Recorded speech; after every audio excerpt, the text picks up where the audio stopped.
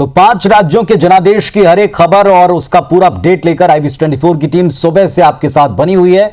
जो आज का रविवार है, इसने सारे देश में किस पार्टी का राजनीतिक सूर्य उसे बुलंद करेगा, इसका फैसला लिखना शुरू कर दिया है।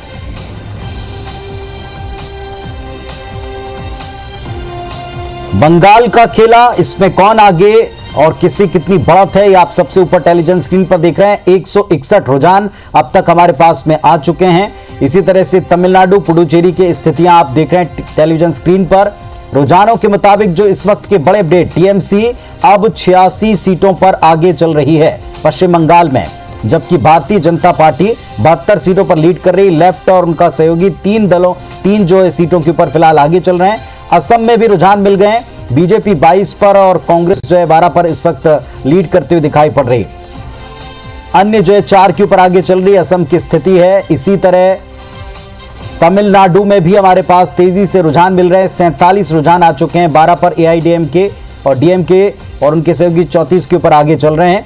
पुडुचेरी में भी देखें आप स्थिति, बीजेपी और उनके सहयोगी 5 पर, कांग्रेस उनके सहयोगी 4 पर, कुल 9 रुझान पुडुचेरी से इस वक्त तक आ चुके हैं। तो ये स्थिति है इन 5 राज्यों में। दमोह में भी उपचुनाव को लेकर काउंटिंग प्रारंभ हो चुकी है। मुख्य मुकाबला बीजेपी कांग्रेस प्रत्याशी के बीच ही है।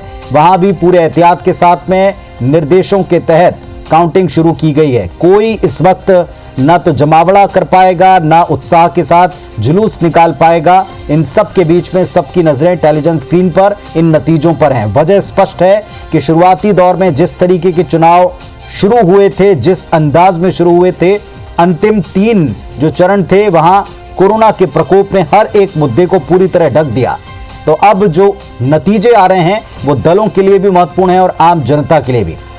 86 के ऊपर टीएमसी पश्चिम बंगाल में आगे चल रही, 72 पर बीजेपी आगे चल रही, लेफ्ट 3 के ऊपर आगे चल रही।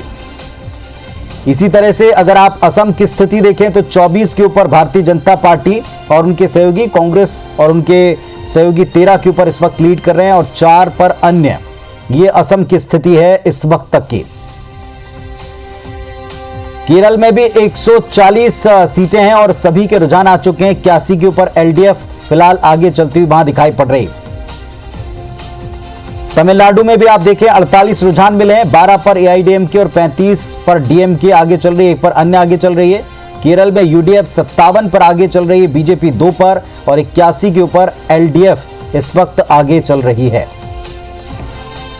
तो ये उन 5 राज्यों का जनादेश जो जनता ने आदेश लिखा था, EVM में दर्ज किया था, उसके नतीजे अब आने शुरू हो चुके हैं, रुझान आने शुरू हो चुके हैं। नतीजों में क्या इसी तरह की पिक्चर तब्दील होगी? एक देखें, बार बार कहा जा रहा था पश्चिम बंगाल जहां सबकी नजर है, कांटे की टक्कर होगी, नेक टू नेक फाइट देखने को मिल सकती है और शुरुआती दौर से ही ये स्पष्ट हो रहा है, दिखाई पड़ रहा है।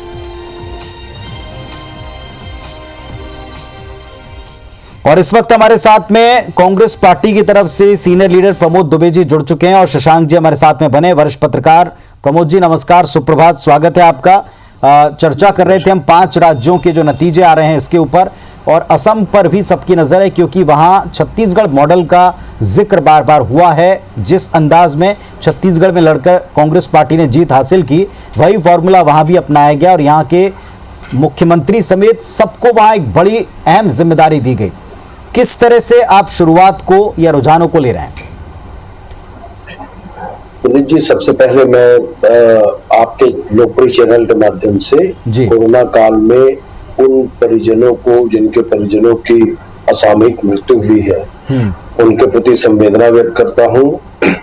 चुनाव आते जाते रहते हैं, लेकिन इस चुनाव में रुझान और परिणाम, इसमें इतनी उत्सुकता नजर आ रही है जितनी उत्सुकता पहले के चुनाव में या काल कवलित लोगों के परिवार के प्रति जो लोगों की संवेदनाएं हैं, निश्चित रूप से ये कहीं ना कहीं इस चुनाव में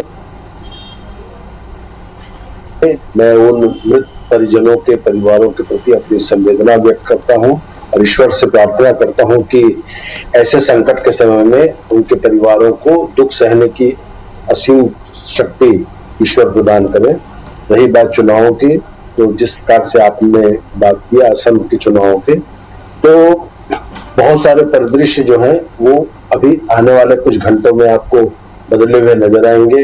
अपर असम की बात करें तो कांग्रेस वहां निश्चित रूप से कमजोर थी, और लोअर असम और मिड असम में यूडीएफ और बाकी जो अन्य जो पार्टियां थी वो सब बराबर बराबर में थी। तो जिस प्रकार से अपर असम की जो 47 के लगभग सीटें हैं, उसमें कांग्रेस बहुत पीछे थी, और उसमें हम लोगों ने और सारे लोगों ने मिलकर काफी काम किया। तो मुझे ऐसा लगता है कि अंतिम परिणाम आने तक के कांग्रेस और उसकी जो अलायंस की पार्टी है वो कहीं ना कहीं बहुमत में आने की स्थिति में निश्चित रूप से हम पाते हैं, ऐसा मुझे लगता है। जो एग्जिट पोल के द्वारा बनी तस्वीर थी प्रमोद जी, वो उतनी फेवरेबल दिखाई नहीं पड़ी, और भारतीय जनता पार्टी के लीडर्स जितने भी डिबेट में जुड़े उनका कहना यही था कि इससे जाहिर तौर पर उन नेताओं को और उस मॉडल को भी एक आईना दिखाई दिया जाएगा जिस तरीके से, जिस अंदाज में चुनाव लड़ा गया था। उनको आपका क्या जवाब होगा? वेट करने के लिए आप कहेंगे, आप आश्वस्त हैं अभी? हाँ, निश्चित रूप से मैं तो अभी भी कह रहा हूँ कि जहां हमारी मात्र 2 सीट थी 47 में से, 2, 3, 4 सीटें थी, उसमें जब अगर हम 10 से 12, 15 भी सीटें अगर पा जाते हैं तो 100% बहुमत कांग्रेस और उनकी साथ में जो अलायंस जो दलें हैं उनकी होगी। और ये विश्वास है जिस प्रकार से डिब्रूगढ़ से आसपास के जितने क्षेत्र थे, अपर असम के जितने क्षेत्र थे, उसमें काफी में अगर हम बात करें तो भारतीय जनता पार्टी के तो कई जो प्रत्याशी थे वो अपने अपने क्षेत्रों को छोड़ करके दूसरी जगहों से भागकर टिकट मांगे हैं। जो सीएए का जो प्रकरण हुआ या बहुत सारे ऐसे प्रकरण हुए जिसमें जो भारतीय जनता पार्टी के मूल प्रत्याशी जो उनकी जिस जगह से चुनाव लड़ते थे, जहां उनका गांव था, उसको पूरा का पूरा छोड़ करके वो चले गए हैं। तो ऐसे बहुत सारे केसेस हैं, बहुत सारे ऐसे वहां के मामले हैं, लोकल इश्यूज हैं, सीएए का बड़ा मामला है। और भारतीय जनता पार्टी ने जिस प्रकार से वेस्ट बंगाल में सीएए के ऊपर अलग स्टेटमेंट जारी करती थी, असम के ऊपर अलग स्टेटमेंट जारी करती थी, एक पिक्चर हम लोग देखा करते थे। एक बड़ा अपडेट मैं इस वक्त दर्शकों को दे दूं प्रमोद जी, आपके पास आता हूं। देखें आप, 2 बड़ी खबरें हैं। एक तो नंदीग्राम से खबर है, शुभेंदु अधिकारी अब यहां से आगे हो गए हैं, एक झटका हो सकता है दीदी के लिए। दूसरी तरफ नंदीग्राम सीट से ममता बनर्जी पीछे, जैसा स्पष्ट है कि शुभेंदु अधिकारी आगे, ममता बनर्जी पीछे हैं, ये एक झटका उनके लिए। टॉलीगंज से बाबुल सुप्रियो जो बॉलीवुड का एक चेहरा थे और एक वहां के फेस रहे हैं और ये एक बड़ी इंपॉर्टेंट सीट बनाते हैं, वो इस वक्त आगे चल रहे हैं। तो नंदीग्राम से शुभेंदु अधिकारी इस वक्त आगे चल रहे हैं। नंदीग्राम सीट हाई प्रोफाइल, बल्कि मोस्ट हाई प्रोफाइल सीट बनकर यहां इस वक्त नतीजों को लेकर जहां दिलचस्पी देश की है। तो यहां आपको बता दें कि शुरुआती दौर में दीदी आगे चल रही थी, लेकिन अब ममता बनर्जी पीछे हो गई है। शुभेंदु अधिकारी टीएमसी 78 पर इस वक्त बीजेपी आगे चल रही है, और 4 के ऊपर 3 से 4 ऐसे हैं जहां लेफ्ट जो है इस वक्त लीड बनाकर रखे हुए हैं। टॉलीगंज से बाबुल सुप्रियो बीजेपी कैंडिडेट, वो इस वक्त आगे चल रहे हैं। हमारे साथ में शशांक शर्मा जी भी लगातार जुड़े हुए हैं। शशांक जी, अब तक हमने जितनी चर्चा की, निश्चित तौर पर कोई भुला नहीं सकता कि इस वक्त क्या माहौल है, क्या हालात हैं कोरोना को लेकर।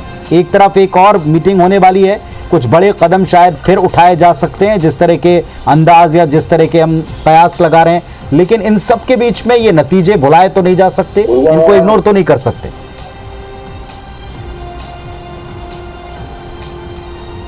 देखिए, लोकतांत्रिक प्रणाली में चुनाव के माध्यम से सरकार का बनना है, मुझे लगता है कि ये सबसे बड़ा पर्व होता है।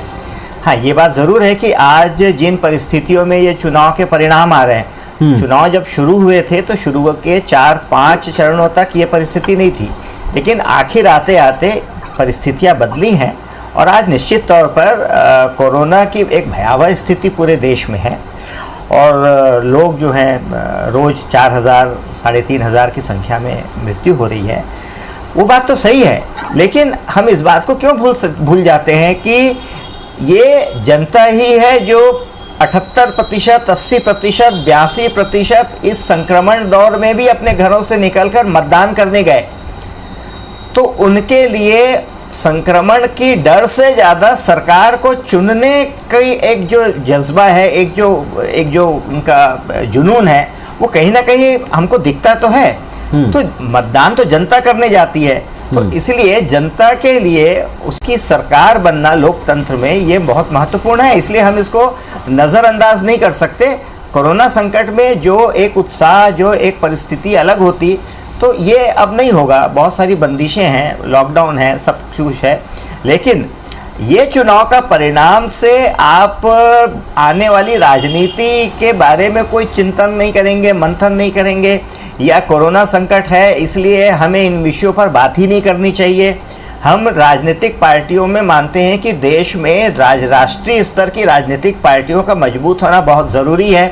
उसमें चाहे राष्ट्रीय कांग्रेस पार्टी हो, चाहे भारतीय जनता पार्टी हो, चाहे कम्युनिस्ट पार्टी हो, यानी जो राष्ट्रीय पार्टियां हैं उनको, क्योंकि इनका जो दृष्टि होती है, इनका विजन जो होता है वो राष्ट्रीय होती है। अगर आप क्षेत्रीय दलों के भरोसे पूरे देश की राजनीति को करने लगेंगे तो हमने 1990 से 2014 तक देखा है कि किस प्रकार राजनीति ने देश की राजनीति को कितने एक खराब स्थिति में पहुंचाया। जो भ्रष्टाचार हुए वो भी मैं मानता हूं कि यही दली गुटी जो गठबंधन की राजनीति है जिसमें दबाव बनाया जाता है। तो आप राष्ट्रीय दलों की ताकत नहीं बढ़ाएंगे तो देश की राजनीति कैसे चलेगी। तो आपको जो बड़ी पार्टियां हैं उसमें भारतीय जनता पार्टी है, राष्ट्रीय कांग्रेस पार्टी है, कम्युनिस्ट पार्टीज हैं, इन लोगों को भी अपना मंथन करना पड़ेगा। परिणाम जो भी आएगा सबको चिंतन मनन करना पड़ेगा, भारतीय जनता पार्टी को भी करना पड़ेगा, कांग्रेस। तो आप उससे बच नहीं सकते। आप ये कहें कि नहीं इसके बारे में कोई चर्चा ही ना करें, कोई चिंता नहीं करें, तो संसदीय लोकतंत्र में आप इसके बिना कैसे रह सकते हैं। और मैं मानता हूँ कि जनता के पास हमेशा विकल्प होना चाहिए। पुनीत जी, मैं आपको एक बात बताता हूँ। आज से लगभग 15-17 साल पहले जब उदारीकरण का दौर शुरू हुआ था जी, तो उस समय एक बहुत अच्छा व्याख्यान मुझे सुनने को मिला था कि उदारीकरण आपको आज तो लगता है विकल्प बहुत दे रहा है, लेकिन एक समय आता है कि जब जनता के पास विकल्प खत्म हो जाते हैं तो राजनीति में भी जनता के पास विकल्प होना चाहिए। आज भारतीय जनता पार्टी बहुत अच्छा परफॉर्म कर रही है, कल अगर जनता इससे आजीज हो गई, अपना विकल्प खोजेगी, तो कौन सी पार्टी होगी? क्या हम फिर से उसी क्षेत्रीय दलों के गठबंधन के भरोसे देश की राजनीति चलाएंगे?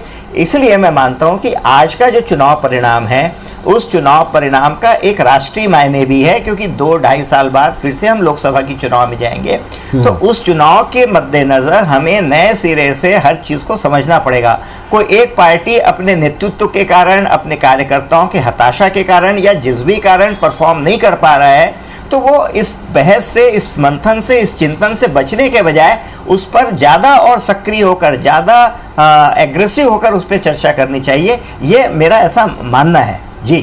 प्रमोद दुबे जी हमारे साथ में। प्रमोद जी, अभी हम कांग्रेस पार्टी के जो प्रवक्ता थे उनसे भोपाल में जुड़े थे, बात कर रहे थे। वो कह रहे थे कि लगातार कांग्रेस पार्टी ने कभी चुनाव की चिंता नहीं की। वो ये कह रहे थे कि हम देश के विकास को लेकर काम करने वाली दल रहे हैं, लेकिन वो साथ ही साथ ये भी स्वीकार करते थे कि देश के विकास की बात छोड़कर अब कहीं ना कहीं ध्रुवीकरण की बात बीजेपी करती। तो इस जाल को काटने का, तोड़ने का काम भी उम्मीद करेगी जनता कि आप ही करें, आप ही इसको तोड़ें और एक ऐसी सफलता की स्ट्रेटेजी बनाएं।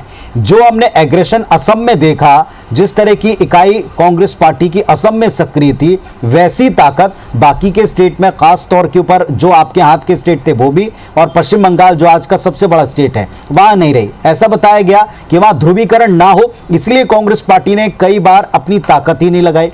क्या इस चुनाव से कांग्रेस पार्टी को भी निश्चित तौर पर एक बड़ी सीख, एक बड़ा सबक मिलेगा? क्या अभी भी आप कहते रहेंगे कि यहां पर हमारा फोकस जो है वो चुनाव जीतने पर नहीं रहा? नहीं पुनीत जी, अलग अलग राज्यों के अलग अलग परिदृश्य होते हैं, लेकिन पुनीत जी ये भी आपको मालूम है कि महाभारत में कहा गया था कि मनुज बल नहीं होता है, समय होता बलवान, और भीलन लूटी गोपियां, वही अर्जुन वही बाण। अर्जुन को ये भ्रम हो गया था जी कि महाभारत का पूरा युद्ध उसकी बदौलत जीता गया है, लेकिन उसको ये नहीं मालूम था कि उसके पीछे कृष्ण भगवान थे जी। उसी प्रकार से आज के समय काल परिस्थिति को अगर दृष्टिगत रखें तो अन्य चुनावों से ये चुनाव भिन्न रहा। और रही बात मतदाता, तो बेचारे मतदान करते ही हैं। वो हमने एक कवि सुरेंद्र शर्मा जी की एक लाइन सुनी थी ना कि जनता तो बेचारी सीता है, राम राजा हुआ तो वनवास कर दी जाएगी, रावण राजा हुआ तो अपहरण कर ली जाएगी, तो ये जनता तो बेचारी वोट करती है और उनका सम्मान भी है। वो नहीं, मेरा प्रश्न एक अलग तरह का था प्रमोद जी। मैं एक बार प्रश्न दोहराऊंगा, लेकिन इसके पहले एक अपडेट बता दें, और ये अपडेट अच्छा है कांग्रेस पार्टी के लिए। दमोह में भी एक सीट पर उपचुनाव हुआ है और यहां से जो कांग्रेस पार्टी के कैंडिडेट थे अजय टंडन, वो इस वक्त आगे चल रहे हैं। दमोह उपचुनाव से जो रुझान आया है कांग्रेस पार्टी के पक्ष में आया। यहां भी काउंटिंग शुरू हो चुकी है। तय समय और मापदंड के मुताबिक 1633 मतों से कांग्रेस प्रत्याशी यहां आगे चल रहे हैं। दमोह उपचुनाव में बीजेपी प्रत्याशी राहुल लोधी पीछे हो गए। राहुल लोधी जो चुनाव हुए थे 2018 में, तब कांग्रेस पार्टी के प्रत्याशी थे, जीते थे, लेकिन जो चुनाव का वक्त चल रहा था उस समय उन्होंने कांग्रेस छोड़ी और बीजेपी को ज्वाइन किया। भारतीय जनता पार्टी ने उनको कैंडिडेट बनाया, पूरी ताकत सरकार ने लगा दी। जो अभी शुरुआती रुझान है इसमें कांग्रेस पार्टी के जो वहां जिला संभाल रहे थे बड़े लीडर हैं अजय टंडन, वे इस वक्त आगे चल रहे हैं। दमोह उपचुनाव से ये रुझान हमको मिला। प्रमोद जी, मुद्दा ये है कि कांग्रेस पार्टी के लीडर अगर ये कहते हैं कि साहब इस वक्त हमारे लिए जनता महत्वपूर्ण है और जनता शासन प्रशासन से बड़ी प्रभावित होती है और उसके लिए आपको सत्ता प्राप्त करनी पड़ेगी, पूरा जोर लगाकर चुनाव लड़ना पड़ेगा, और अगर चुनावी माहौल में कोई कहता कि हम जोर नहीं लगा रहे क्योंकि हमारा फोकस इस पर नहीं, तो ये थोड़ा सा ऐसा लगता है कि जनता के साथ कहीं छलावा तो नहीं। एक स्टेट पे तो आपने ताकत लगाई, बाकी दूसरे स्टेट में स्ट्रेटेजी आपने कहा परिस्थितियां बदलती, लेकिन एग्रेशन तो नहीं बदलना चाहिए। नहीं पुनीत जी, आपको ये जानकारी है और देश के लोगों को भी ये जानकारी है कि कोरोना के जो सेकंड वेव आए, तो जब तक असम चुनाव थे उस समय तक के बहुत ज्यादा उसके वेव की जो सनसनाहट थी वो उतनी ज्यादा लोगों के बीच में नहीं आई थी और लोग इसको बहुत ज्यादा गंभीरता से नहीं भी ले रहे थे, क्योंकि इस देश के आदरणीय जो हेल्थ मिनिस्टर हैं उन्होंने मार्च 23 तारीख को कहा था कि जो कोरोना के जितने संक्रमण है वो भारत से लगभग अंतिम स्थिति में है और हमने कोरोना को हरा दिया है। ये ऑफिशियल रिकॉर्ड है, मैंने आपके चैनलों में देखा है और अखबारों में भी देखा है। तो लोगों के मन में ये बात होती है कि कहीं देश का अगर कहीं जिम्मेदार सबसे बड़ा हेल्थ मिनिस्टर अगर इस बात को कह रहा है तो लोगों ने इसको आत्मसात किया और बहुत तेजी से इसके बारे में लोग नहीं सोच पाए। लेकिन जब सेकंड वेव असम चुनाव के बाद जब पश्चिम बंगाल के प्रथम द्वितीय चरण के जब चुनाव थे, तब इस देश में स्थिति इतनी विस्फोटक हो चुकी थी कि सारे लोगों का जो ध्यान था वो इस तरफ निश्चित रूप से आना स्वाभाविक था। कि इसलिए मुझे ऐसा लगता है कि जो हम लोगों ने या हमारे लीडर ने जो निर्णय लिया कि हमारे लिए जनता सर्वोपरि है, जान है तो जहान है, चुनाव तो होते रहेंगे, आते रहेंगे, लड़ते रहेंगे, लेकिन लोगों की जान बचाना पहला हमारा लक्ष्य और उद्देश्य रहा। इसी को दृष्टिगत रखते हुए बंगाल में और अन्य प्रांतों में जहां बाद में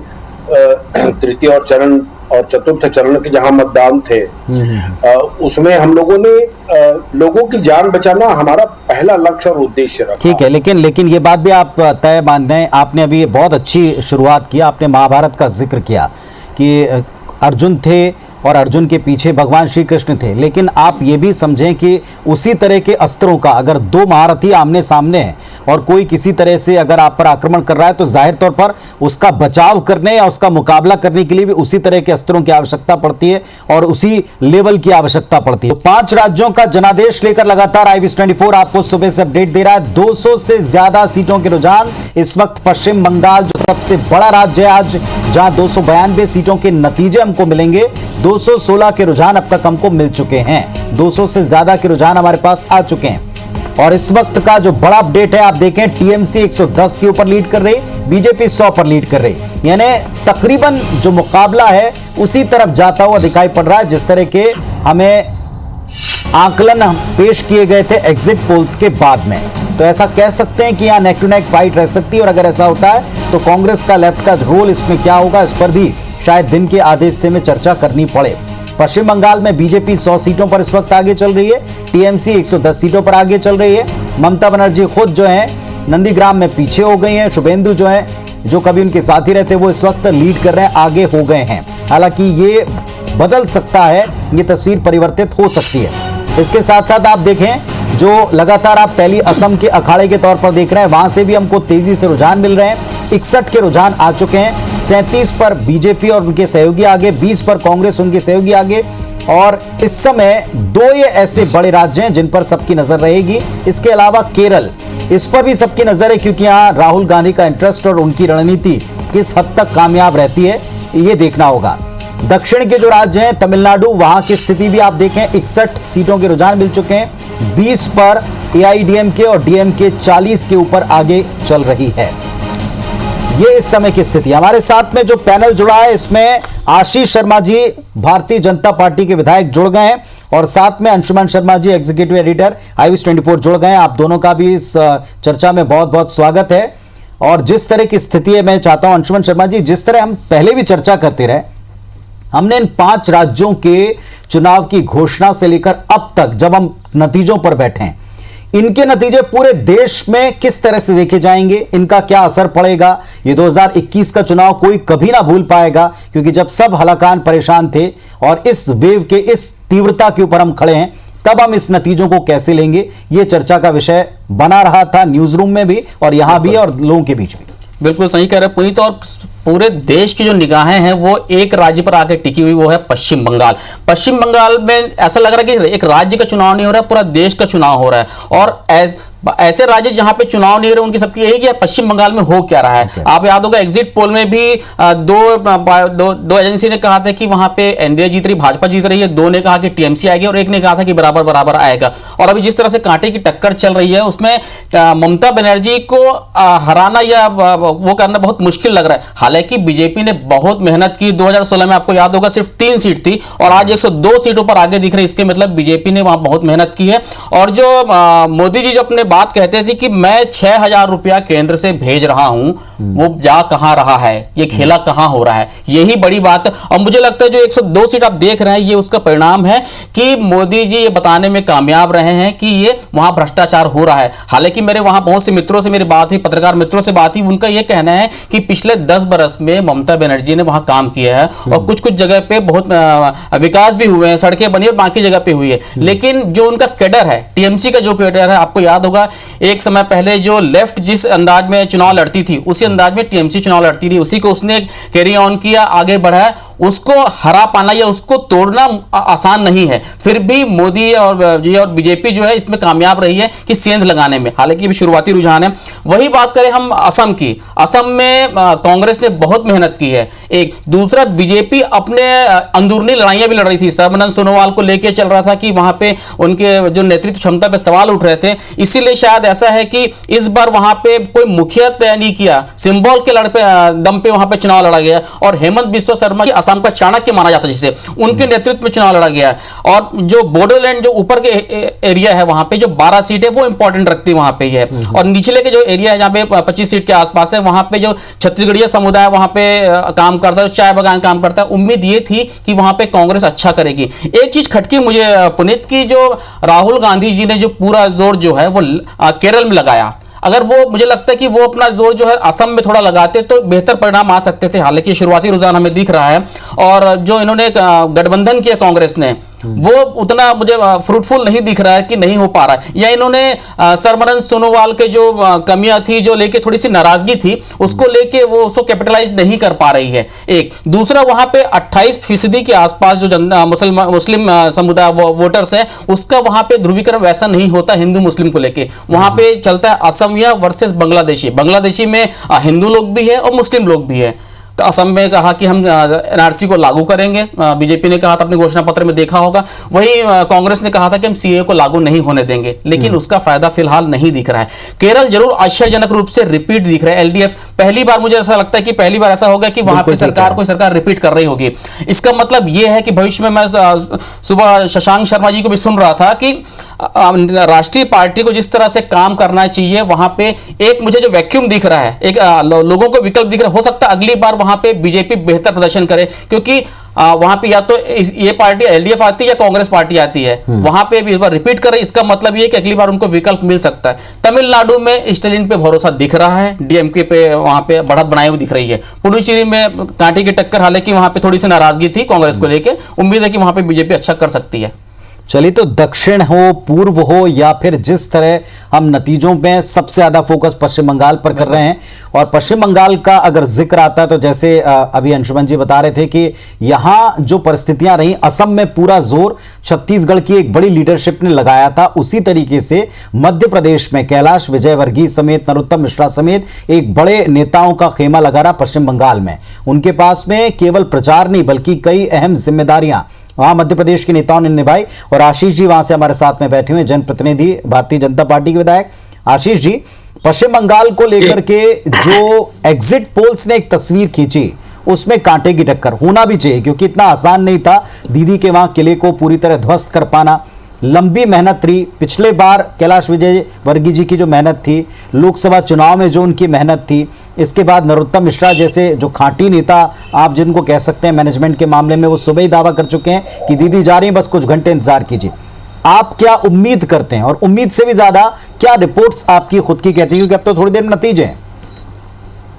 देखिए, मैं इस बार पश्चिम बंगाल के चुनाव में जाने का मुझे मौका नहीं मिला, लेकिन पिछली बार मैं 15-17 दिन वहां पर पश्चिम बंगाल की 2-3 सीटों पर मैंने काम किया था। जो कभी लेफ्ट का गढ़ हुआ करता था, जहां तृणमूल कांग्रेस ने अपनी न सिर्फ सरकार बनाई बल्कि उसको रिपीट भी किया, वहां पर भारतीय जनता पार्टी को लेकर लोगों में गजब का उत्साह देखने के लिए मिला। जितनी भी रैलियां दिल्ली में हुई, वहां पर पश्चिम बंगाल के कार्यकर्ता जब आप पहुंचे हैं पिछले समय में, तो उनके अंदर का जो उत्साह था वो देखते बनता था कि कहीं न कहीं भारतीय जनता पार्टी को इस बार वो पश्चिम बंगाल में स्थापित करना चाहते हैं। जिस तरह का दमन तृणमूल कांग्रेस ने किया, कार्यकर्ताओं की हत्या को राजनीतिक संरक्षण दिया और कहीं न कहीं भारतीय जनता पार्टी को दबाने का काम किया, उससे जुड़े संगठनों के कार्यकर्ताओं का उन्होंने उनके साथ गलत किया, तो कहीं न कहीं ये आक्रोश बनकर जनता के मन में इस चुनाव में प्रकट होगा। भारतीय जनता पार्टी ने बूथ मैनेजमेंट से लेकर पिछले 5 वर्षों में इस चुनाव के लिए तैयारी अपनी प्रारंभ कर दी थी। आपको पता होगा, राष्ट्रीय अध्यक्ष माननीय अमित शाह जी, अभी वर्तमान अध्यक्ष जेपी नड्डा जी, माननीय प्रधानमंत्री जी, और कई सारी सभाएं, कई सारे कार्यक्रम हमने लगातार संगठन के माध्यम से पश्चिम बंगाल के बूथ स्तर तक। हमें गौरव इस बात का है कि मध्य प्रदेश के नेता और भारतीय जनता पार्टी के राष्ट्रीय महासचिव कैलाश विजयवर्गीय जी पिछले 7 वर्षों से पश्चिम बंगाल को पे फोकस किए हुए हैं और निश्चित ही उनका परिश्रम आज रंग दिखाने की स्थिति में पहुंच गया है। हमारे मध्य प्रदेश से माननीय नरोत्तम मिश्रा जी भी पूरे चुनाव में विश्वास सारंगी पश्चिम बंगाल में रहे और कहीं ना कहीं मध्य प्रदेश की एक लीडरशिप माननीय अरविंद मेनन जी जो मध्य प्रदेश के संगठन महामंत्री रहे, वो स्वयं भी बंगाल देख रहे थे। इसलिए मध्य प्रदेश से कई सारे कार्यकर्ताओं को, विधायकों को, सांसदों को पश्चिम बंगाल के चुनाव में जाने का मौका मिला। मैं ये सिर्फ कह सकता हूं कि निश्चित ही भारतीय जनता पार्टी के लिए आज के जो परिणाम आएंगे बहुत आशानुरूप होंगे। भारतीय जनता पार्टी की सरकार पश्चिम बंगाल में बनने की पूर्ण संभावना है और अभी 1-2 घंटे में तस्वीर स्पष्ट हो जाएगी। लेकिन आप कल्पना कीजिए, भारतीय जनता पार्टी की लीडरशिप यदि किसी राज्य में लग जाए, अगर वहां का कार्यकर्ता को जिताने के लिए तैयार कर ले, तो पश्चिम बंगाल जैसे राज्य से जहां मुट्ठी भर कुछ सीटें उंगलियों पे गिनने लायक हमारी हुआ करती थी, वहां इतना बड़ा विस्तार भारतीय जनता पार्टी का विधानसभा चुनाव में, लोकसभा चुनाव में हमको मिला है। ये भारतीय जनता पार्टी की लीडरशिप का, उसकी नीतियों का, उसकी विचारधारा का प्रभाव है कि हम शून्य से उठाकर पार्टी को बहुत बड़े स्थान तक ले जाने में सक्षम। आशीष जी, आप बिल्कुल सही कह रहे हैं कि 3 सीट से आके 106 सीट पे आ गए, लेकिन जो दावा किया जा रहा था कि वहां पे हम बिल्कुल अप्रत्याशित रूप से जीत हासिल करेंगे, वैसी फिलहाल तो तस्वीर नहीं दिख रही है। देखिए, अभी 1-8 घंटे में तस्वीर स्पष्ट होगी और जैसा कि एग्जिट पोल में भी आया है और हमें भी हमारे कार्यकर्ताओं से जो फीडबैक मिल रहा है, बूथ स्तर की समितियों से जो फीडबैक मिल रहा है, निश्चित ही पश्चिम बंगाल में भारतीय जनता पार्टी सरकार बनाने की स्थिति में पहुंचेगी। अगले 1-2 घंटे में तस्वीर स्पष्ट हो जाएगी क्योंकि ईवीएम के परिणाम 11-12 बजे तक आ जाते हैं। लेकिन पश्चिम बंगाल हमारे लिए जितनी बड़ी चुनौती था, मैं कह सकता हूं कि उस चुनौती को फतेह करने का काम भारतीय जनता पार्टी ने। 2 फैक्टर की मैं बात करूंगा, आपने बिल्कुल ठीक कहा और इस बात का जिक्र मैंने भी शुरुआत में किया कि कैलाश विजयवर्गीय जी की आज की नहीं, संघ का, कैलाश विजयवर्गीय जी का, आपके कैडर का वहां पे लंबे समय तक एक होमवर्क आप कह सकते हैं, जो आज पूरी तरीके से आपको नतीजे में तब्दील होता हुआ दिखाई पड़ रहा है। वहां से यहां तक की जर्नी निश्चित तौर पर ये कामयाबी की जर्नी है। लेकिन जिस तरह से भारतीय जनता पार्टी तेजी से एक्टिव हुई, वहां दीदी ने भी अपने दांव खेलने में कोई कसर नहीं छोड़ी। वहां उन्होंने कहा कि अब जो है गुजरात से लोग आकर पश्चिम बंगाल में कब्जा करेंगे, एक तरह से बाहरी ठहराने का भरपूर प्रयास किया। आपने जो सिस्टम की कमियां थी वहां उनको पॉइंट आउट करना शुरू किया, तो देश में जो आपके अधूरे वायदे थे उनको क्रेडिट में लेने की कोशिश ममता बनर्जी ने की। ये जो वहां के मानुस की जो भावना है उसको जगाकर चुनाव में पैंतरा खेला था दीदी ने, क्या ये उसका नतीजा है? क्या आज आपको मनवांछित फल मिलता हुआ नहीं दिख पा रहा अभी तक, या हम ये कह सकते हैं कि नेक टू नेक फाइट मिलती दिख रही? देखिए, हमने पश्चिम बंगाल के गौरव को जगाने का काम किया। जो पश्चिम बंगाल रविंद्रनाथ ठाकुर जी की कर्मभूमि रही, सुभाष चंद्र बोस से लेकर शचीन्द्रनाथ सान्याल तक कई सारे क्रांतिकारी जिन्होंने अंग्रेजों के खिलाफ क्रांति का बिगुल पश्चिम बंगाल की धरती से फूंका। स्वामी विवेकानंद जहाँ के जन जन में बसे हुए, उस पश्चिम बंगाल की पहचान तुष्टिकरण बन गया। उस पश्चिम बंगाल में जय श्री राम कहने पर, गणेश चतुर्थी का विसर्जन का जुलूस निकालने पर, दुर्गा पूजा करने पर न्यायालय को हस्तक्षेप तक करना पड़ा। उस पश्चिम बंगाल की अस्मिता को जगाने का काम भारतीय जनता पार्टी ने किया, और इसमें हमें बहुत हद तक न सिर्फ सफलता मिली, बल्कि हमने ममता बनर्जी के परिवार के द्वारा किए गए भ्रष्टाचार, उनकी सरकार के द्वारा जो विकास कार्यों में नाकामी साबित की गई, नाकामी दिखाई गई, उसको हमने जनता के सामने रखने का काम किया कि क्या कारण है जिस ममता बनर्जी ने सिंगूर में टाटा का प्लांट लगने के लिए, कार का फैक्ट्री लगने के लिए आंदोलन किया था, आज वो पश्चिम बंगाल विकास से महरूम है। क्या कारण है कि पश्चिम बंगाल के किसानों को प्रधानमंत्री किसान सम्मान निधि नहीं मिल रही है? क्या कारण है कि पश्चिम बंगाल के युवाओं को रोजगार नहीं मिल रहा है? क्या कारण है कि पश्चिम बंगाल में तुष्टीकरण की राजनीति हो रही है? इन सब चीजों को जब हमने उठाया तो हजारों लाखों की संख्या में लोग इन मुद्दों के साथ जुड़े, और आपने देखा होगा कितनी बड़ी बड़ी रैलियां माननीय प्रधानमंत्री जी की हुई, कितना जन समर्थन हमारे प्रत्याशियों को पश्चिम बंगाल में मिला। और इसी समर्थन के बूते पर हम ये कह सकते हैं कि तभी तो मुकाबला किया ना, जितनी बड़ी जनसभा, जितनी बड़ी रैली, उसी के पिक्चर को लेकर पूरे देश में भी एक आक्रोश पहुंचने की कोशिश की गई थी। वही हम कहना चाह रहे हैं कि भारतीय जनता पार्टी की स्वीकार्यता किस तरह से पश्चिम बंगाल जैसे राज्य में, जिसे कभी भारतीय जनता पार्टी के लिए अनुकूल नहीं माना जाता था, जहां कभी भारतीय जनता पार्टी का इतना बड़ा जनाधार नहीं रहा, इतना बड़ा काडर नहीं रहा, आज उस राज्य में हम इतनी बड़ी संख्या में सीटें जीत कर आ रहे हैं और सरकार बनाने की स्थिति में पहुंच रहे हैं। तो ये पूरे देश को मानना चाहिए कि वो राष्ट्रीय पार्टी कांग्रेस कहाँ है, वो लेफ्ट के लोग कहाँ हैं, जिनका एक जमाने में पूरे भारत में कश्मीर से कन्याकुमारी तक बोलबाला था। उस लेफ्ट का कहीं अता पता नहीं है, कांग्रेस जैसी राष्ट्रीय पार्टी का कहीं अता पता नहीं है, और आज हम इतनी अच्छी उपस्थिति पश्चिम बंगाल के चुनाव में प्रदर्शित कर रहे हैं। तो कहीं ना कहीं ये भारतीय जनता पार्टी से लोगों का जुड़ाव है, और निश्चित ही भारतीय जनता पार्टी का जो पश्चिम बंगाल में विस्तार हुआ है, पूर्वोत्तर के राज्यों में, दक्षिण भारत में जो भारतीय जनता पार्टी का विस्तार माननीय नरेंद्र मोदी जी की सरकार बनने के बाद उसके जन कल्याणकारी कार्यों के कारण हुआ है, कहीं ना कहीं हमारे लिए एक बहुत बड़ी उपलब्धि। शशांक जी, आप भाजपा की राजनीति को बहुत करीब से देखे हैं, ऐसा क्या फैक्टर लग रहा है कि हाथी निकल के पूंछ बच जा रहा लग रहा है? जैसे उम्मीद थी वैसे प्रदर्शन नहीं हो पा रहा। पिछले बार के मुकाबले बहुत अच्छा प्रदर्शन है, लेकिन जैसा कहा जा रहा था कि इस बार बिल्कुल आमूलचूल परिवर्तन हो जाएगा, खिला हो जाएगा, वैसा दिख नहीं रहा है पश्चिम बंगाल में। नहीं, उसके क्या है, दो तीन कारण है। पहला कारण तो ये है कि पहले क्या होता था, चुनाव जो होता था वो टेस्ट मैच की तरह होता था, फिर धीरे धीरे वो वनडे की तरह हो गया, अब 2020 हो गया है। अब राजनीतिक पार्टियां आखिरी के महीना, 1.5 महीने, 2 महीने में ही पूरी ताकत लगाते हैं। इतना समय पूरी सत्ता में इधर से उधर करने के लिए पर्याप्त नहीं होता। दूसरी बात, ये जो तृणमूल कांग्रेस की जो कमजोरी दिख रही है, वो आप भारतीय जनता पार्टी की ताकत मत समझिए। वो तृणमूल कांग्रेस के अंदर में जो उथल पुथल हुई, उसके जो बड़े नेता छोड़कर भारतीय जनता पार्टी में शामिल हो गए, कुछ उसका भी फायदा बीजेपी को मिलता हुआ दिख रहा है। तीसरी जो सबसे महत्वपूर्ण बात है, जो इसमें तृणमूल कांग्रेस की स्थिति अच्छी लग रही है, और आज अभी की जो स्थिति है उसमें जैसे तैसे सरकार बना लेने की अगर स्थिति आ रही है, तो उसके पीछे है कि कांग्रेस पार्टी और लेफ्ट का गठबंधन जो है उसने हथियार डाल दिए। परोक्ष रूप से उसने भाजपा को हराने के लिए तृणमूल कांग्रेस का समर्थन किया। उसका भी एक पोलराइजेशन, जो कम्युनिस्ट और कांग्रेस वोट बैंक है, उसका एक ट्रांसफर को मिला फायदा तृणमूल कांग्रेस की तरफ जाता हुआ दिख रहा है, उससे उसको फायदा मिलता हुआ दिख रहा है। तो ये इन कारणों से, और एक सबसे महत्वपूर्ण बात यह कि बंगाल जो है वो भारत के सांस्कृतिक और एक जो क्षेत्रीय भावना जो है बंगाल की, वो 19वीं 18वीं शताब्दी से हम देखते आ रहे हैं। तो ये जो बंगाली फैक्टर है, माँ मानुष वाली जो बात है, इसका भी असर, इसको तोड़ पाना तृणमूल कांग्रेस का, वो भारतीय जनता पार्टी के लिए उतना आसान नहीं था।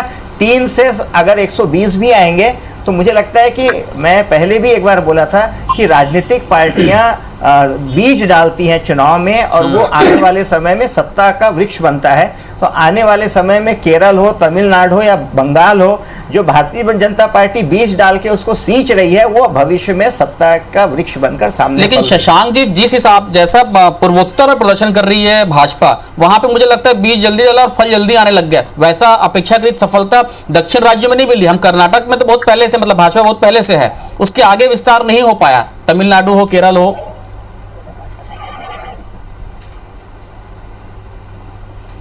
नहीं, देखिए, तमिलनाडु में और केरल में ये तो मान के चलिए भारतीय जनता पार्टी शून्य थी। केरल में तो आज से 10 साल पहले शून्य थी। भारतीय जनता पार्टी का झंडा लेकर निकलने वाले की पिटाई हो जाती थी सड़क पर सरेआम। और हमने देखा है कि कितने भारतीय जनता पार्टी और जो राष्ट्रवादी विचारधारा से जुड़े हुए लोग हैं, उनके कार्यकर्ता हैं, उनकी हत्या हुई है केरल में। तो केरल के अंदर में एक भय का वातावरण था, इसलिए वहाँ पर पार्टी का कोई कैडर खड़ा ही नहीं हुआ। लेकिन आज की तारीख में अगर वो 30 सीटों पर, 25 सीटों पर भी अपनी दमदारी दिखा रही है, तो मुझे लगता है कि मैंने आपको जो बीजारोपण की बात की है, वो बीजारोपण, और मैंने आपको एक बार और कहा था कि अगर यूडीएफ कमजोर पड़ेगी तो वहाँ भारतीय जनता पार्टी एक विकल्प के तौर पर जरूर खड़ी होगी। हाँ, जो अम्मा, जो जयललिता है, उनके निधन के बाद एक जो रिक्तता आई है AIADMK में, आज भले ही हम गठबंधन के साथ वहाँ भारतीय जनता पार्टी को चुनाव लड़ते हुए देख रहे हैं, लेकिन मुझे लगता है कि भारतीय जनता पार्टी के लिए एक अवसर है। आने वाले समय में उस अवसर का लाभ भी पार्टी जरूर उठाएगी। ठीक, प्रमोद जी, आप असम के दौरे पर रहे चुनाव में, आपकी पार्टी लगातार छत्तीसगढ़ से जो है वो असम पर फोकस करती रही, लेकिन जैसा भी रुझान दिख रहा है वैसा फायदा नहीं मिल रहा है। सर्बानंद सोनोवाल को लेके बहुत सारे वहाँ पे नाराजगी थी, और उसका शायद नतीजा दिख भी रहा है, फिलहाल वो पीछे चल रहे हैं, पर कांग्रेस वैसा फायदा नहीं उठा पाई असम में। नहीं अंशुमन जी, अभी कुछ समय या कुछ घंटे बाद आपको परिदृश्य बदला हुआ नजर आएगा, क्योंकि भारतीय जनता पार्टी के साथ जितनी अलायंस पहले थी, वो सारे अलायंस जो थे वो उनसे नाराज होकर उनकी जो आइडियोलॉजी है कि धर्म के आधार पर राजनीति करना, CAA के बारे में पश्चिम बंगाल में अलग बात करना, असम में अलग बात करना, दूसरी तरफ अलग बात करना, तो मुंह में राम बगल में छुरी, फीस लूंगा पूरी पूरी, इस प्रकार की जो बातें रही। तो असम जो था वो 3 पार्ट में रहा, एक अपर असम, एक मिड असम और एक लोअर असम। लोअर असम में UDF की बहुमत रहती है। जो बोडो आंदोलन जिन लोगों ने किया, वो 12 सीट जो महत्वपूर्ण सीट रही, वो इस बार भारतीय जनता पार्टी से काफी नाराज रही। पिछली बार वही लोग उनसे अलायंस में चुनाव लड़े थे। तो मुझे ऐसा लगता है कि अंतिम परिणाम आते तक के जो अपर असम में कांग्रेस की स्थिति जो कमजोर थी, जो 45-47 सीटों का जहां मामला रहता था, जहां 2-3 सीटें कांग्रेस कर पाई थी, मुझे ऐसा लगता है कि यहाँ 10-12 सीटें अगर हम ऊपर ले लेते हैं तो निश्चित रूप से यहाँ सरकार कांग्रेस के अलायंस के साथ में आने वाले कुछ घंटों में आपको निश्चित रूप से नजर आएगा। क्योंकि अभी वर्तमान में जो रुझान चल रहे हैं वो लोअर असम और मिड असम के चल रहे हैं। अभी अपर असम और ये सारी चीजें जब आने वाली कुछ घंटों में आपको परिदृश्य बदला हुआ नजर आएगा। और असम में ये निश्चित रूप से कहा जा सकता है कि पिछले 5 सालों की जो सरकार रही, जिस प्रकार से आप बता रहे हैं, तो सरकार में आने के बाद पूरी प्राथमिकताएं भारतीय जनता पार्टी की बदल जाती हैं। जिस प्रकार से भी बात चल रही थी कि पश्चिम बंगाल में श्री रामचंद्र जी के बारे में कहने में लोग आपत्ति करते थे, तो कम से कम कांग्रेस इस प्रकार की राजनीति नहीं करती, धर्म आधारित कभी राजनीति न कांग्रेस ने कभी की है, आपने न भविष्य में कभी राजनीति करेगी। करने के प्रकार का जिक्र किया प्रमोद जी, मैं उसी पर आपसे पहले भी पूछ रहा था।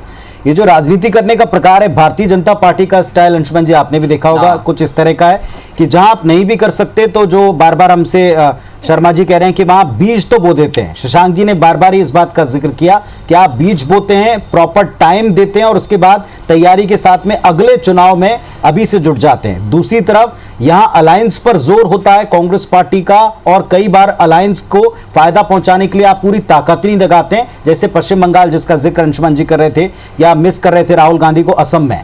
तो कहीं ना कहीं ये रणनीति, राजनीति करने का अंदाज, चुनाव में लड़ने का अंदाज, बीजेपी अपना स्टाइल सबको फॉलो करने पर मजबूर कर देती है और कांग्रेस जो अपना पुराना तरीका था शायद उसी के ऊपर अड़े गए और इसीलिए नतीजे हर बार वैसे नहीं मिलते जैसी अपेक्षा की जाती। नहीं पुनीत जी, देखिए अपनी अपनी आइडियोलॉजी होती है। कुछ राजनीति के विषय ऐसे होते हैं जो समय सीमा के अनुकूल होते हैं। ये आज वर्तमान में जो परिदृश्य है ये पिक है, इससे ज्यादा आप लोगों को नहीं बांट सकते, इससे ज्यादा आप बांट करके फायदा उठाने का जो एक तौर तरीका है इससे ज्यादा नहीं हो सकता। आप धर्म के आधार पर राजनीति करके पोलराइज जरूर कुछ समय के लिए कर सकते हैं, लेकिन लंबे समय तक ये चीजें नहीं चलती।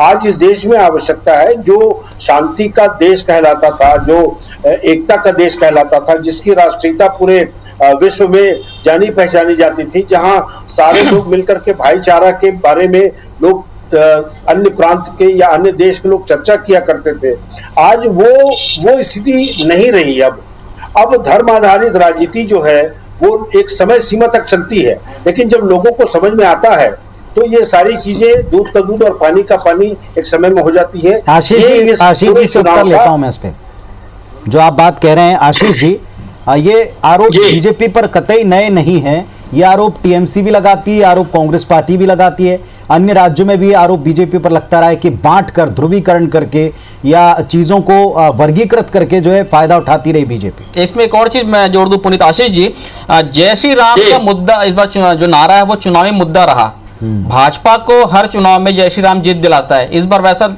क्या लगता है आपको? देखिए, राम इस देश के लिए किसी एक धर्म विशेष के भगवान नहीं है या आराध्य नहीं।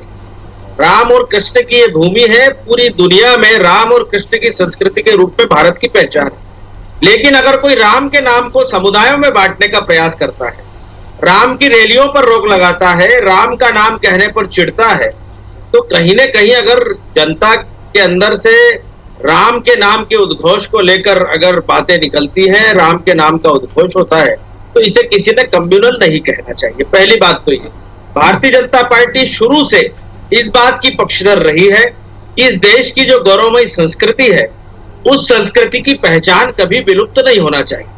जो कोई भी व्यक्ति, जो कोई भी राजनीतिक दल, जो कोई भी सत्ता, जो कोई भी सरकार हमारे इन सांस्कृतिक पहचानों को नष्ट करने का प्रयास करेगी, भारतीय जनता पार्टी उसके खिलाफ खड़ा होगी। और इसलिए हम कश्मीर से लेकर कन्याकुमारी तक जहां कहीं भी तिरंगा फहराने से हमें रोका गया, वहां हमने तिरंगा फहराया। जहां कहीं भी किसी व्यक्ति ने कहा हम वंदे मातरम नहीं गाएंगे, हमने जाकर वहां पर वंदे मातरम गाया। जहां कहीं भी लोगों ने, किसी राजनीतिक दल ने गो हत्या को प्रश्रय दिया, वहां जाकर हमने गो हत्या के विरोध में अपनी बात रखी। और इसलिए इस देश की अस्मिता, इस देश की पहचान जिन चीजों से है, उसके लिए भारतीय जनता इसलिए तो आशीष जी आरोप लगता है कि ये प्रोपेगेंडा है। जय श्री राम बोलना गलत नहीं, लेकिन आरोप लगता है कि ये जानबूझकर चिढ़ाने के लिए बोला गया। ये आरोप लगता है कि जो वहां का असल मुद्दा था, जिसको आप विकास कह सकते हैं, विकास से रिलेटेड मुद्दे कह सकते हैं, वहां कटमनी मुद्दा है। वहां पार्टी की सरकारें चाहे जो भी रही हो, 10 साल में बिना कट दिए, आम लोग कहते हैं, हमारे रिपोर्टर से कहा है कि बिना पैसे दिए वहां काम नहीं होता। वहां पर आप मुद्दा ही बदल देते हैं, एजेंडा ही बदल देते हैं। देखिए, हम स्वराज्य और सुराज के लिए काम करते हैं। अच्छा राज्य हो, अच्छे राज्य में सभी को अपने धार्मिक क्रियाकलापों को मानने की स्वतंत्रता हो। अगर राम का नाम लेने से ममता बनर्जी चिढ़ रही हैं, तो उन्हें चिढ़ना नहीं चाहिए था। अगर वो चिढ़ी राम का नाम लेने से, तो मुद्दा तो बनेगा। जनता ने मुद्दा बनाया। अगर ममता बनर्जी प्रत्युत्तर में कहती, कोई किसी कार्यकर्ता ने कहा दीदी राम राम, और वो कह देती राम राम, तो ये मुद्दा नहीं बनता। लेकिन वो क्यों चिड़ी, उनके चिड़ से ही ये चुनाव में मुद्दा बना है। जहां तक बात है, भारतीय जनता पार्टी इस तरह के मुद्दों को छेड़ती है नहीं, हम नहीं छेड़ते। अगर कोई सामने आकर इस तरह के मुद्दों को लेकर आएगा और अगर इन मुद्दों पर अपनी प्रतिक्रिया देगा तो भारतीय जनता पार्टी चुप नहीं रह सकती। लेकिन भारतीय जनता पार्टी जितने भी चुनाव लड़ती है उसमें विकास और ये सब चीजें प्रमुखता के साथ होती है। लोगों को हमारा विकास भी देखने के लिए मिला है, किस तरह से नरेंद्र मोदी जी की सरकार विकास कर रही है। विभिन्न राज्यों के मुख्यमंत्री हमारे उन चुनाव में गए, माननीय शिवराज सिंह जी गए। शिवराज सिंह जी ने वहां जाकर कहा कि मैं मध्य प्रदेश के किसानों को 4,000 रुपए और अतिरिक्त दे रहा हूँ, बढ़िया बिजली दे रहा हूँ, गेहूं खरीद रहा हूँ, चना खरीद रहा हूँ। तो वहां के किसानों को भी कुछ कहना चाह रहे हैं मध्य प्रदेश की सरकार, जब मध्य प्रदेश की सरकार ऐसा कर सकती तो हमारे यहाँ की ममता की सरकार ये क्यों नहीं कर रही। और इसलिए भारतीय जनता पार्टी को इस चुनाव में सफलता मिल रही, क्योंकि हमने लोगों के सामने विकास का विजन भी रखा है और इस देश की जो सांस्कृतिक पहचान है उसको जिंदा रखने का प्रयास भी हमने इन चुनाव के माध्यम से जनता के बीच में किया। शशांक जी। हाँ, मैं कह रहा हूँ अभी जिस विषय पर चर्चा हो रही है ना, देखिए जाति और धर्म का मुद्दा भारतीय लोकतंत्र का एक ऐसा तत्व हो गया है जो समाज और देश के लिए बहुत अच्छा नहीं है। लेकिन गाहे बगाहे हर पार्टी किसी न किसी रूप में जाति और संप्रदाय का उपयोग करती है। इसका आपको एक उदाहरण कांग्रेस पार्टी का मैं देता हूं कि असम में UIADF के साथ गठबंधन और बंगाल में ISF इंडियन सेक्युलर फ्रंट के साथ गठबंधन। ISF तो इतनी सांप्रदायिक है कि कांग्रेस पार्टी के भीतर से ही इसका विरोध हुआ था। तो मुझे लगता है ये आज भारतीय राजनीति का एक गैर जरूरी तत्व हो गया है जिसको हटाना जरूरी है। दूसरी बात, इस चुनाव का एक महत्वपूर्ण विषय जिस पे चर्चा नहीं हुई वो यह है कि पिछले 2 वर्षों में नरेंद्र मोदी सरकार के भी एक तरह से जनमत संग्रह है। उसमें CAA हो, NRI हो या किसानों को लेकर मुद्दा है, क्योंकि इन लोगों ने भी इन असम, बंगाल और केरल यहाँ पर पुरजोर विरोध हुए हैं इन सब चीज़ों का और वहाँ की जनता वोट दे रही है। तो ये एक तरह से मोदी सरकार के 2 साल के कामकाज का भी एक जनमत संग्रह के रूप में इसको पार्टियां देखेंगी। जी, बस ये। प्रमोद जी एक टिप्पणी आपकी इस पर। जिस तरह से हम मुद्दों की बात करते हैं और मुद्दों को डेविएट करने का आरोप कांग्रेस लगाती है, और मैं फिर कहूंगा कि जिस तरीके से सामने वाला लड़ रहा उसी अंदाज में आपको जवाब देना पड़ता है। लेकिन अगर आप जय श्री राम पर या सांप्रदायिकता के ऊपर बात करते हैं तो कुछ गठबंधन आपकी तरफ भी आपको उंगलियां उठाने के लिए, आपकी तरफ उंगलियां उठाने के लिए मजबूर करते हैं। नहीं पुनीत जी, हमारे साथ ये दिक्कत है कि चुनाव के केवल 1-2 महीना पहले हम जय श्री राम नहीं करते, हम 12 महीने में 11 महीने जय श्री राम करते हैं।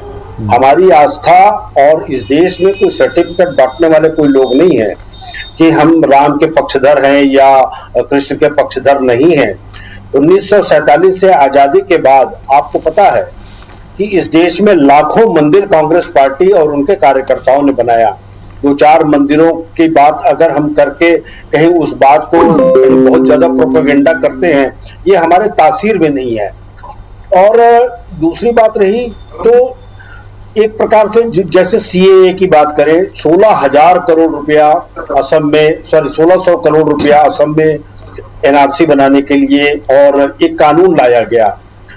अब आपने जिस चीज को कानून बना दिया है वो कैसे संभव है कि पश्चिम बंगाल में वो कानून लागू होगा और असम में वो कानून लागू नहीं होगा। अजीब तरह की बात भारतीय जनता पार्टी के लोग करते हैं। इस देश में संविधान है और संविधान कश्मीर से लेकर कन्याकुमारी तक एक होती है, तो वहां जाकर इनके नेता कहते हैं कि CAA के संबंध में अभी बात मत कीजिए। तो जब आपने ही उसकी NRC करवाई और आदरणीय भारतीय जनता पार्टी के नेता जी को मैं सुन रहा था कि गौ हत्या पर हम बात करते, सर्बानंद सोनोवाल जी तो सबसे बड़े इस चीज के हीरो रहे हैं। उनके ऊपर तो न जाने कितने इस प्रकार के आरोप भारतीय जनता पार्टी के ही वहां के लोकल लीडर लगाए हैं।